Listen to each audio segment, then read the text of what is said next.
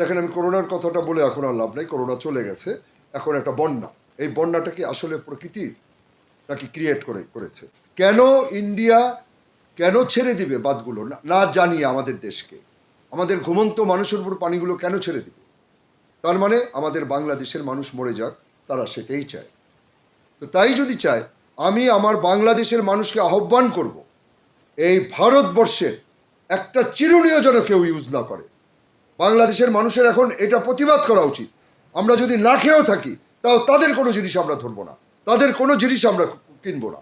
আজকে ছাত্র সমাজ এবং আমাদের যারা জনগণ আছে, আমি সবার কাছে অনুরোধ করছি যে আপনারা ভারতের জিনিস বর্জন করুন, এবং যাদের ঘরেও ভারতের জিনিস আছে ওগুলো বাইরে বের করে আগুন ধরিয়ে দিন।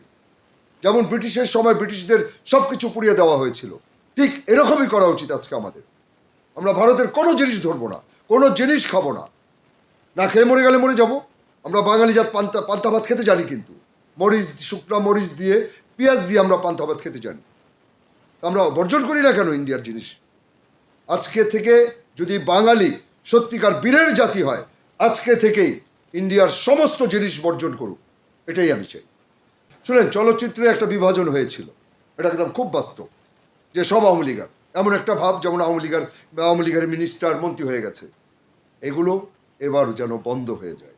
আমরা কোনো বিভাজন চাই না। কে কোন রাজনীতি করে সে বাইরে করুক, কিন্তু শিল্পী সমাজে আমরা শুধুই শিল্পী। আমাদের শিল্পীদের কেন মিনিস্টারের কাছে যেতে হবে? আমাদের শিল্পীদের কেন পুলিশ অফিসারের কাছে যেতে হবে? কেন পুলিশ কমিশনারের কাছে যেতে হবে?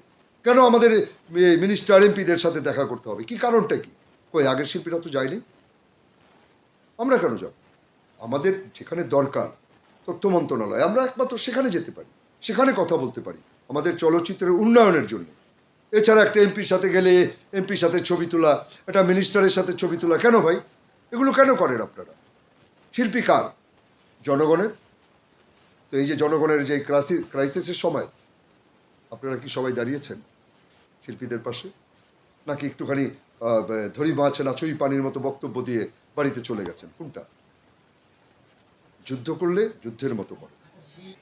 দেখুন, আমি এই বিষয়ে কিছুই বলবো না, শুধু আমি একটা কথাই বলবো, যে যা কর্ম করেছে তার ফল তাকে ভোগ করতে হবে।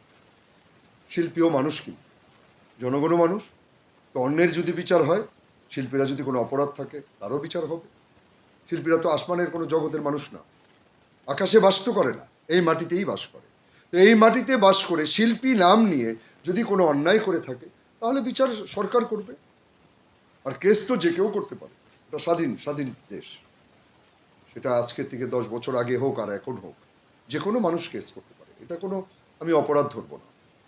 যদি প্রমাণ হয় যে যে কেস করেছে, তাহলে তার শাস্তি হবে, আর যদি প্রমাণ না হয়, হবে না।